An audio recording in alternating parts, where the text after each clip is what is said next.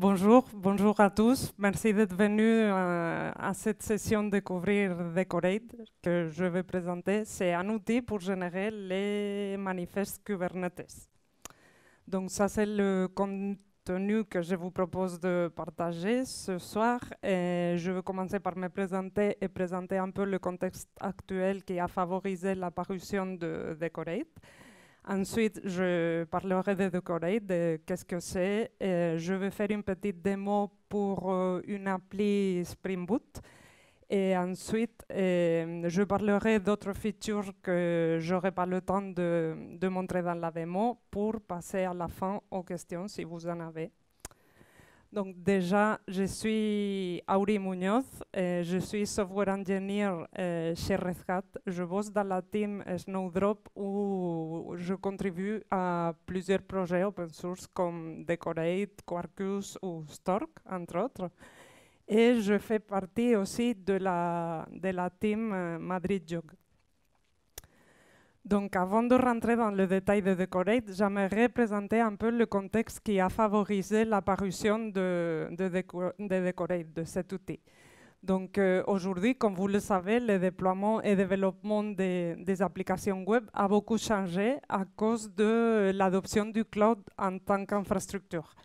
Aussi, les architectures des applications ont beaucoup évolué, de monolithes vers microservices, avec de plus en plus de compagnies qui migrent vers les plateformes comme Kubernetes et OpenShift. Ces plateformes sont devenues un peu le standard où on déploie nos applications distribuées.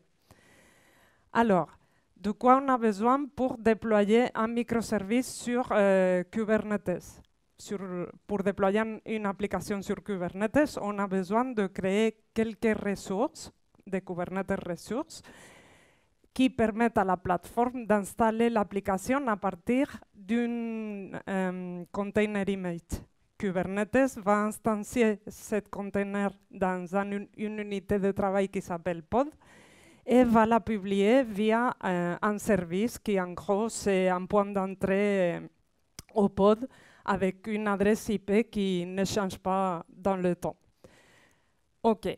Kubernetes suit un modèle déclaratif. Ça veut dire qu'on lui donne le statut final qu'on souhaite pour notre application et la plateforme fait toutes les modifications nécessaires pour l'atteindre. Voilà, les ressources Kubernetes, on les décrit dans des fichiers qu'on appelle des manifestes ou des descripteurs Kubernetes. Et après, une fois on a les fichiers, on les envoie à la plateforme via l'API REST que Kubernetes expose. Alors, ces fichiers, les manifestes Kubernetes. Ici, vous avez un exemple qui montre les 3 objets minimums dont on a besoin pour déployer un microservice sur Kubernetes. On a le deployment qui décrit le pod. Et on a le service qui est ce point d'entrée au pod et donc à notre application avec l'IP qui ne change pas. Et on a une ingress qui est une ressource nécessaire pour accéder à l'application depuis l'extérieur du cluster. Comme vous le voyez ici, ces ressources, ça peut devenir rapidement un cauchemar à manipuler à cause de la complexité des objets et avec de nombreux champs à modifier. C'est ici que Decorate va nous aider. Qu'est-ce que c'est Decorate? Decorate, c'est un ensemble d'outils pour générer les manifestes Kubernetes et OpenShift. Avec Decorate, les développeurs, nous n'avons pas besoin de toucher à aucun fichier, ni YAML, ni JSON, ni XML, ni rien, parce que Decorate va le faire à notre place en temps de compilation, juste en ajoutant un jar au class path. Ici, j'ai montré les points forts de Decorate. Ça marche avec tous les outils de build et les langages de la JVM. Ça permet une très fine customisation des manifestes. On peut customiser les manifestes avec des annotations Java, des fichiers .properties, ou même on peut mixer les deux, mais jamais on aura besoin d'éditer les manifestes en eux-mêmes avec le YAML et JSON. Aussi, un autre point fort, c'est qu'il peut être utilisé en tant que librairie ou comme framework. D'ailleurs, c'est le framework qu'il y a derrière l'extension Kubernetes de Quarkus pour générer les manifestes. Et à la fin, je voulais aussi attirer votre attention sur le fait que Decorate détecte automatiquement les frameworks les plus utilisés. Ça veut dire que Decorate peut détecter si vous avez un microservice avec Spring Boot, par exemple. Decorate va le détecter et va ajouter automatiquement le port 8080 à l'objet deployment. Donc ça, c'est intéressant. J'aime bien représenter comment on travaille, quelles sont les étapes nécessaires comme ça, sous forme de pipeline. Donc, d'abord, la première étape, c'est d'ajouter la dépendance qui va bien dans le classpath de l'application. Ensuite, si on ne veut pas rester sur les valeurs par défaut, on va configurer proprement Decorate pour que ça génère les manifestes comme on veut. On génère les manifestes à chaque build de notre appli. Ensuite, l'étape suivante n'est pas propre à Decorate, mais on va voir dans la démo que Decorate génère le deployment qui pointe vers une image de conteneur. Mais cette image n'existe pas. Si on envoie le manifeste vers le cluster, on va voir une erreur parce que la plateforme ne pourra pas récupérer l'image. Il faut donc la builder et la publier dans un registre accessible par le cluster. Et finalement, une fois on a l'image, on peut envoyer déjà le manifeste. Donc, on va attaquer la démo. Je vais faire une petite démo pour montrer comment on peut utiliser Decorate sur une appli Spring Boot que je vais bootstrapper vite fait.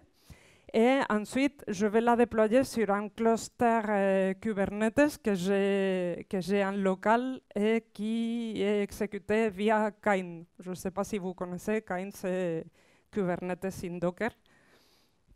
Donc voilà, je m'attaque à ça. La première chose à faire, c'est bootstrapper l'application. J'ai besoin de mon microservice que je vais créer avec Spring Initializer. Voilà, je passe la dépendance web que je veux ajouter, un nom, le nom du package, et en gros, c'est tout. Je lance et ici, il m'a généré un projet que je vais ouvrir. C'est un projet Maven classique, il n'y a rien de spécial dessus, donc ça se voit bien. Et j'ai le POM là avec les dépendances web et une dépendance de test et un dossier source avec une classe tout simple annotée avec Spring Boot application et un dossier ressources avec mon fichier application properties vide que je vais bientôt utiliser pour configurer, Decorate et personnaliser mes manifestes. Ok, donc d'accord à la pipeline que je vous montrais, la première chose à faire pour activer Decorate, c'est juste ajouter une dépendance. Comme je veux déployer une appli Spring Boot sur un cluster Kubernetes, je vais ajouter la dépendance qui va bien, qui est la Kubernetes Spring Starter de Decorate. Voilà, en version. Et c'est tout. Déjà, avec ça, juste avec ça, je peux lancer la compile de mon projet. Et Decorate va générer un manifeste dans le dossier target, comme ça va finir, on va le voir. Dans le dossier target classes meta-inf Decorate, j'ai deux fichiers qui correspondent au format JSON et YAML du manifeste. J'ouvre ça. Le manifeste, comme on n'a rien configuré, il est assez simple. Il contient juste l'objet deployment qui pointe vers une image. Le nom de l'image est construit à partir du nom de l'artefact et des valeurs par défaut et quelques labels qui sont recommandés. Et c'est tout.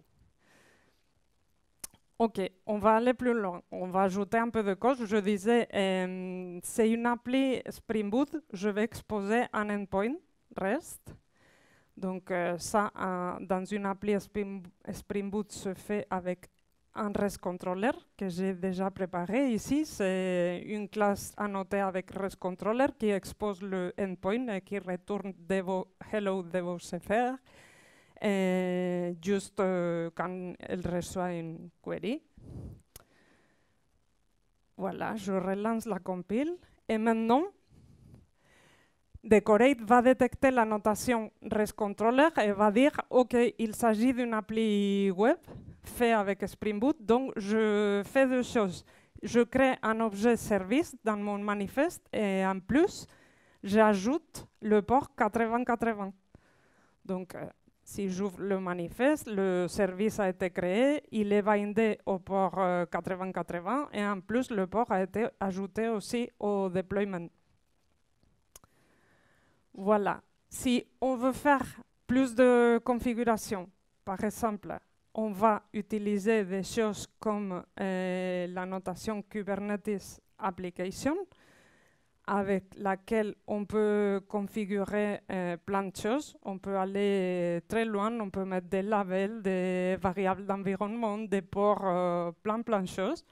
On va faire un exemple simple avec la modification du nombre de réplicas, par exemple. Donc, je fais ça, je relance la compile pour régénérer le manifeste. Et normalement, ici, je verrai ce changement dans le nombre de réplicas dans l'objet deployment. OK, si on ne veut pas utiliser des annotations et on veut utiliser le fichier properties. Pareil, on peut faire exactement la même configuration via des annotations ou via le fichier properties. On va toujours utiliser des properties avec le préfixe decorate. Ensuite, dans mon cas, le nom simplifié de la notation, Kubernetes, et le nom de la propriété. Je vais mettre 4 pour voir que ça change. Je relance. Et voilà, et maintenant, on va voir que c'est le fichier application.properties qui passe dans le manifeste parce que les properties dans les fichiers sont prioritaires par rapport aux annotations. Ici, dans le manifeste, maintenant, j'ai 4 réplicas. Et dans la doc, vous avez une liste exhaustive de toutes les propriétés que vous pouvez configurer. Donc, n'hésitez pas à aller jeter un coup d'œil pour chercher votre cas précis. Et comme je disais, pour déployer ce microservice sur Kubernetes, j'avais besoin du pod, du service et de la ressource Ingress pour accéder. Pour que Decorate génère la ressource Ingress, je vais lui dire que je veux exposer mon application. Du coup, on dit expose true. Et encore un petit truc. Je vais lui donner un host pour pouvoir accéder à mon appli avec cette adresse. J'utilise le service nib.io pour le mapping d'adresse IP. Voilà, donc ça devrait suffire. Si je relance la compile, normalement j'aurai l'objet Ingress qui est configuré pour utiliser ce host dans mon fichier Kubernetes. On a le service, le deployment et l'Ingress. Voilà. Donc, au niveau du manifeste, c'est bon. C'est une appli très, très simple. Donc, je n'ai pas besoin de plus. Là, maintenant, qu'est-ce qu'il se passe? Je ne peux pas encore envoyer ce manifeste sur le cluster parce que l'image, elle n'existe pas. Il faut qu'on build l'image et qu'on la publie dans un registre accessible par le cluster. Pour faire ça, on peut faire de deux façons. Soit on utilise un outil manuel comme Docker pour builder l'image et la publier, soit on utilise Decorate. Decorate supporte deux façons de builder les images, Docker et Jib. Je ne sais pas si vous connaissez, Jib c'est un plugin de Maven pour builder des images. Je vais utiliser Jib parce que ça permet de builder les images sans écrire un fichier Dockerfile. Et pour ça, qu'est-ce qu'il faut faire? Il faut de nouveau ajouter une dépendance. Donc, on vient dans le POM et cette fois, c'est Jib Annotations. Ça va faire que Decorate fonctionne avec le Jib Maven plugin et c'est cool parce que ça va garder aligné le code de mon appli avec l'image. À chaque fois qu'on lance la compilation du projet, ça régénère l'image et c'est aligné. Et d'ailleurs, ça passe aussi avec les manifestes. Voilà. Quelles sont les valeurs par défaut pour le module Jib Annotation? Si je touche rien, ça va essayer de publier, je pense, dans le Docker Hub en tant que registry. Mais moi, je ne vais pas faire comme ça.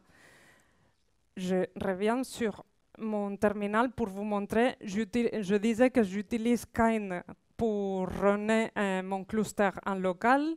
Kine, c'est Kubernetes in Docker. Et j'ai configuré le cluster pour utiliser un registry local.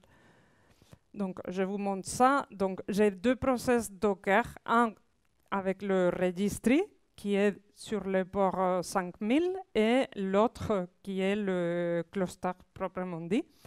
Du coup, je veux que Jib publie mon image dans le local registry de mon cluster. Pour ça, je dis decorate Jib registry et localhost 5000. Comme ça, il va prendre ce registry et va mettre le nom de l'image proprement dit. OK. Là, au niveau de la conf, on est bon. On va lancer tout et pour ça, je vais utiliser les hooks que Decorate propose pour builder l'image, pour la publier et aussi pour déployer le manifeste dans le cluster. Comme je suis connecté déjà sur le cluster, si je montre kubectl cluster info, je suis déjà connecté. Du coup, je peux faire ça. Et comment ça se fait? Ça se fait avec Maven, clean, package, et ensuite, j'active quelques flags. Decorate build, true, ça va builder l'image avec Jib. Decorate push et decorate deploy. Du coup, une fois que je lance ça, tout le process se répète, il va générer le manifeste, il va builder l'image, la pusher et envoyer les manifestes. On va voir ça dans le trace. Ici, on voit que les manifestes se génèrent. Ensuite, ça passe les tests. Après, ici, on peut voir qu'il d'abord, il envoie le manifeste, mais il le scale à 0. Ensuite, il déclenche le build Jib, le push de l'image. Vous voyez qu'il a pris en compte mon registry. Et finalement, ça escale à 4 parce que c'est le nombre de réplicas que j'ai configuré. Du coup, ici, si je fais kubectl getPod, et tout s'est bien passé, voilà, j'ai 4 pods avec mon appli. Et normalement, je peux y accéder avec le host. On va voir si ça fonctionne. Hein. Et là, voilà. Donc, mon application répond et J'ai réussi à générer les manifestes, les customiser, les déployer avec une seule commande. Je reviens sur les slides.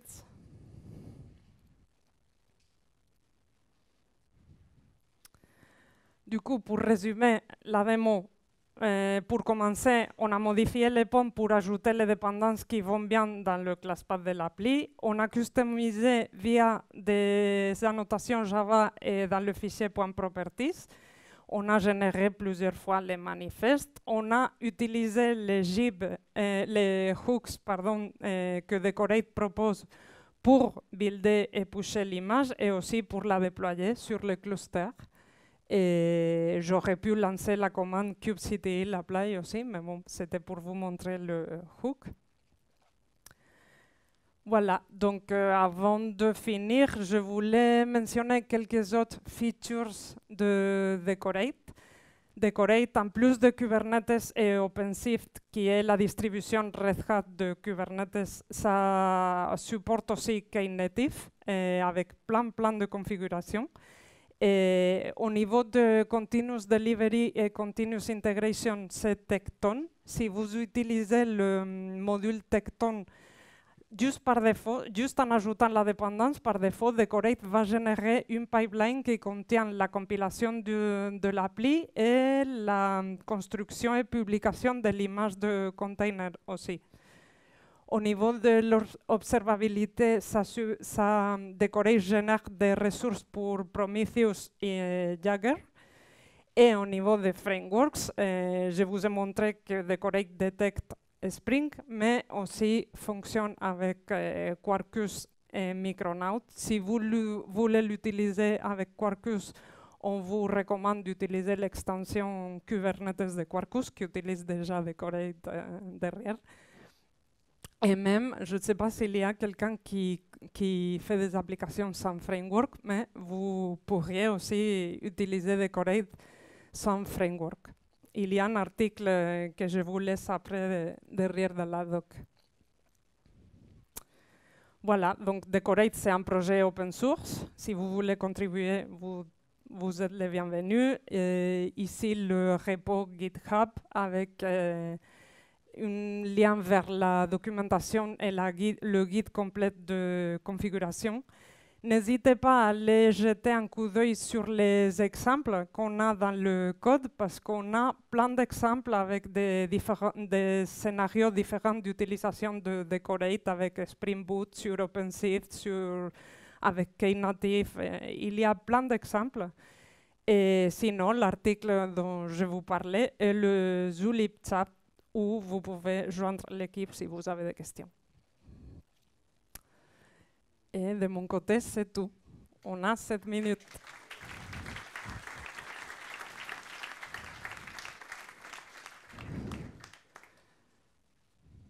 Vous avez des questions? Oui.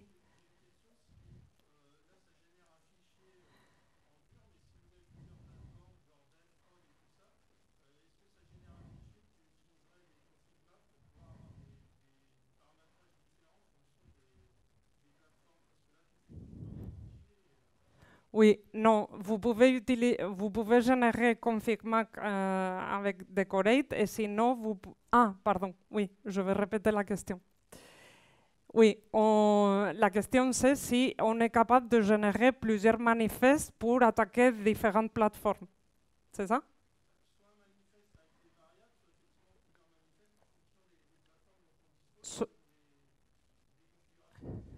Soit manifeste avec plusieurs variables, soit plusieurs manifestes pour attaquer des plateformes cibles différentes. ConfigMap, c'est une ressource, on peut la générer, il faudrait configurer ce que vous voulez générer. Et au niveau des différents manifestes, non, Decorate n'arrive pas à générer différents manifestes, mais ça génère des ressources Helm, par exemple. Vous pouvez générer les ressources Helm avec Decorate et le faire comme ça.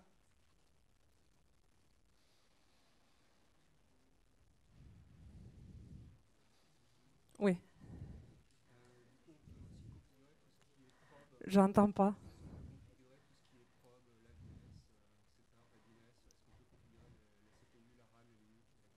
Oui, on peut configurer... oui.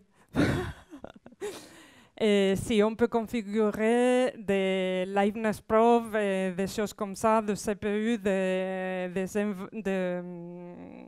ouais, les paramètres pour la prod. Et oui, on peut configurer. D'ailleurs, il y a une dépendance qui te détecte, si c'est Spring Boot, ça te configure directement les liveness de Spring Boot, par exemple. Ça le fait, oui.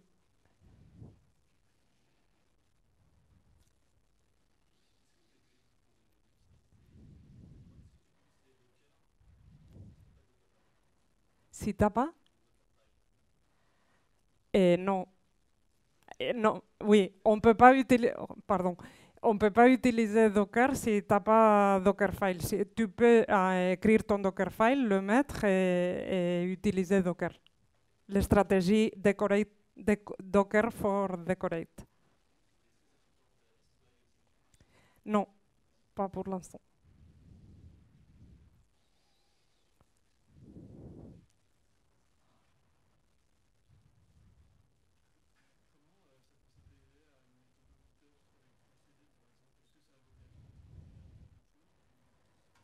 Et en fait, comment ça peut s'intégrer comment ça peut s'intégrer à une méthode GitOps avec Argo CD? Ben, tant que ça vous génère des fichiers, après, vous pouvez le stocker et suivre la méthode GitOps. Mm.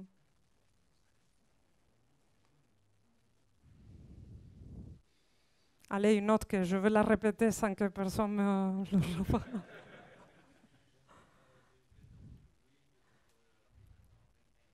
Helm.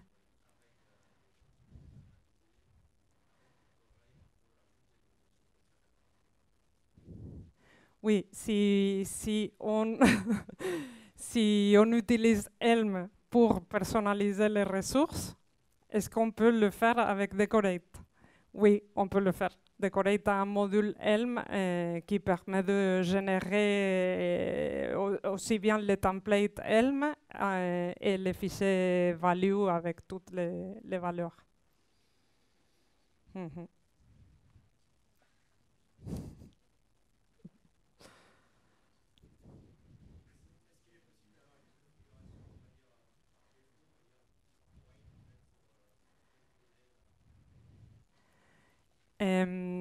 Est-ce que c'est possible d'avoir une configuration par défaut pour tous les projets corporate?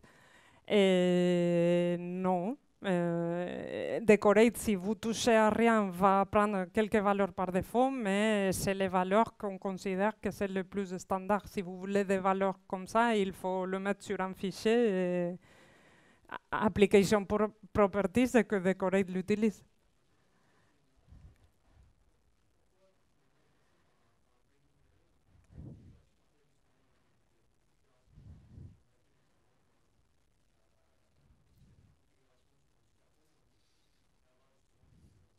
Parce que ça, c'est beaucoup plus simple. Juste avec un jar dans le pomme, ça fait le boulot de générer le manifeste.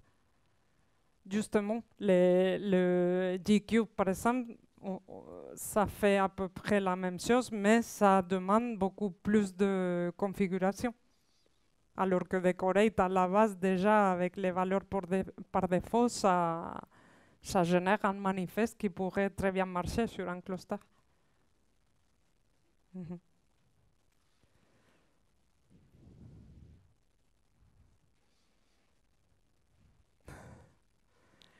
Pardon, je reviens sur la question de S2I. C'est toi? Si, ça supporte S2I. Si on utilise la notation OpenShift Application, qui permet presque la même configuration que Kubernetes Application, et après, il y a S2I comme stratégie de build d'image.